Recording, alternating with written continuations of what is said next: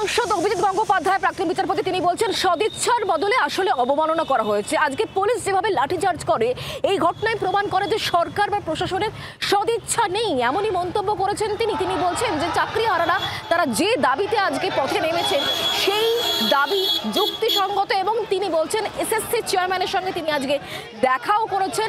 পুরো বিষয় নিয়ে চাকরিহারাদের ওপর যেভাবে পুলিশের লাঠিচার্জ আসলে সরকারের সদিচ্ছার অভাব, তিনি তাই বলছেন এবং একই সঙ্গে বলছেন এই দুর্বৃত্তদের সঙ্গে কোনো রকম আলোচনা নয়। জি 24 ঘন্টা এক্সক্লুসিভ অভিজিৎ গঙ্গোপাধ্যায়।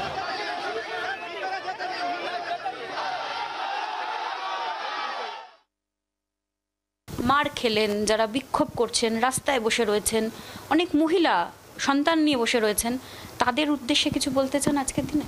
তাদের উদ্দেশ্যে বলবো, চোয়ালে চোয়াল চেপে চোয়াল শক্ত করে লড়াইয়ের জন্য প্রস্তুত হন।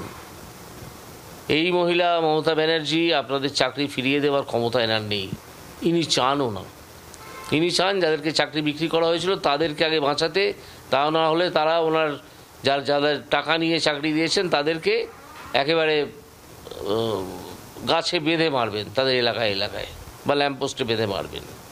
সেইটা বাঁচার এর জন্য, এবং তখন তারা বলে দেবে সেই টাকা কোথায় গেছে, কার কাছে গেছে।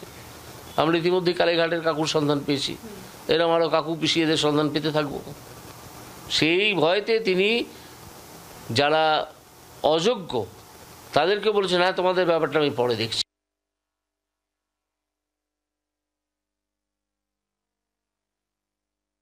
এখানে যদি ভেতরে ঢুকে কোনো ভাঙচুর অস্থিরতা হয়, যত ফাইল আর কাগজ এদিক ওদিক হবে, কতজন শিক্ষক শিক্ষিকার জীবনের সব নথি এদিক ওদিক হয়ে যাবে, এলোমেলো হয়ে যাবে। এটা পাগল নাকি?